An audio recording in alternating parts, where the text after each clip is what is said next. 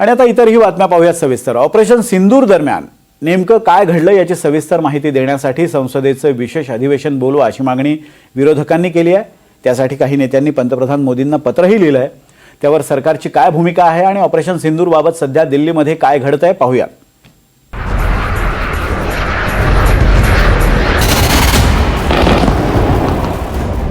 Operation सिंदूरमध्ये नेमकं काय झालं, विरोधकांना हा प्रश्न पडलाय आणि या प्रश्नाच्या उत्तरासाठी विरोधकांनी मागणी केली आहे संसदेच्या विशेष अधिवेशनाची। 7 मे रोजी भारतानं ऑपरेशन सिंदूर करत पाकव्याप्त काश्मीरमधले दहशतवाद्यांचे अड्डे नष्ट केले। त्या पाठोपाठ पाकिस्ताननं भारतावर ड्रोन हल्ले सुरू केले। भारतानं त्याला चोख प्रत्युत्तर दिलं आणि अखेर दोन्ही देशांमध्ये शस्त्रसंधी झाली। या सगळ्याचा घटनाक्रम, हल्ल्याबद्दलची माहिती, भारतानं दिलेलं प्रत्युत्तर विरोधकांना सविस्तर जाणून घ्यायचंय। म्हणूनच विरोधी पक्षांनी संसदेचं विशेष अधिवेशन बोलावण्याची मागणी केली आहे।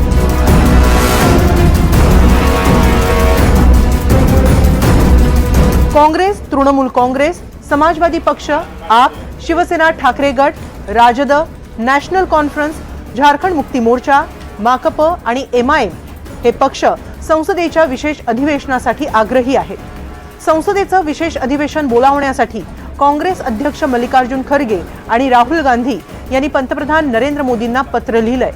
पहलगाम हल्ल्यामधल्या सुरक्षा त्रुटी, ऑपरेशन सिंदूर आणि युद्धविराम यासारख्या संवेदनशील मुद्द्यांवर पारदर्शी चर्चा आवश्यक असल्याचं काँग्रेसचं म्हणणं आहे। आता तर 16 विरोधी पक्षांनी पंतप्रधानांना या अधिवेशनासंदर्भात पत्र लिहिलंय। इंडिया आघाडीची दिल्लीतल्या कॉन्स्टिट्यूशन क्लबमध्ये 16 विरोधी पक्षांची बैठक झाली। या बैठकीनंतर 200 खासदारांच्या सह्यांचं पत्र पंतप्रधानांना पाठवण्याचा निर्णय घेण्यात आला। ऑपरेशन सिंदूरचं भाजप राजकारण करत असल्याचा आरोप विरोधकांनी केलाय। अगर हम चाहते हैं कि देश में जो हुआ है उसके लिए स्पेशल सेशन, एक विशेष सत्र बुलाकर चर्चा हुई तो लोकतंत्र की प्रतिष्ठा रहेगी और देश की जनता को सच पता चले। अगर प्रेसिडेंट ट्रंप से कहने से आप युद्ध विराम कर सकते हो तो देश की जो मुख्य अपोजिशन पार्टी के कहने से आप स्पेशल सेशन क्यों नहीं बुला रहे हो?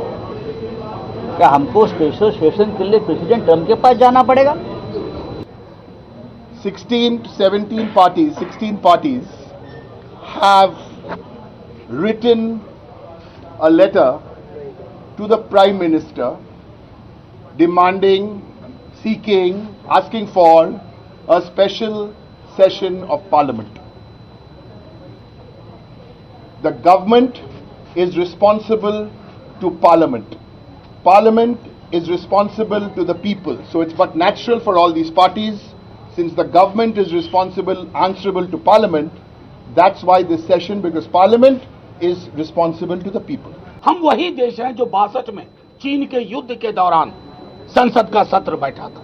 तो प्रधानमंत्री जी से ये गुजारिश की गई है कि प्रधानमंत्री जी, इतिहास में ऐसे क्षण आते हैं जब आपके व्यक्ति को कोई चीज आहत करे ना करे, देश को आहत करता है। और जब देश आहत होता है तो संसद ही है, क्योंकि दलों के दायरे से ऊपर है। 140 करोड़ हिंदुस्तानियों का मसला है। मैं समझता हूं विपक्ष और पक्ष का मामला नहीं है, मामला है अकाउंटेबिलिटी। सरकारचा मात्र ऑपरेशन सिंदूर बाबत विशेष अधिवेशन बोलावण्याचा विचार नाही। विरोधकांच्या मागणीवर सरकारची भूमिका काय आहे तेही जाणून घेऊया। केंद्र सरकारने विशेष अधिवेशनाची मागणी फेटाळली आहे। जुलै 2025 मध्ये पावसाळी अधिवेशनात या मुद्द्यावर चर्चा होऊ शकते असं सरकारचं म्हणणं आहे। त्यामुळे विशेष अधिवेशनाची गरज नाही अशी सरकारची भूमिका आहे। ऑपरेशन सिंदूर बाबत सरकारने 2 वेळा सर्वपक्षीय बैठकीत माहिती दिलेली आहे। या बैठकीत सर्व विरोधी पक्षांनी एकजुटीनं पाठिंबा दर्शवला होता असं सरकारचं म्हणणं आहे। पाकिस्तान बरोबर झालेल्या संघर्षात भारतीय विमानांचं नुकसान झाल्याची कबुली CDS अनिल चौहान यांनी दिली आहे। मात्र आतापर्यंत भारताच्या किती विमानांचं नुकसान झालं याबद्दलचा आकडा समोर आलेला नाही. CDS यांच्या कबुलीनंतर विरोधकांच्या विशेष अधिवेशन बोलावण्याच्या मागणीला जोर आलाय. सध्या तरी ऑपरेशन सिंदूरबाबत विशेष अधिवेशन होईल अशी शक्यता दिसत नाही. त्यामुळे ऑपरेशन सिंदूरबाबतच्या सगळ्या उत्तरांसाठी पावसाळी अधिवेशनाची वाट पाहावी लागणार आहे आणि या अधिवेशनात सरकार ऑपरेशन सिंदूरबाबत काय सविस्तर उत्तर देणार याकडे लक्ष असेल. Bureau report, NDTV Marathi, Mumbai.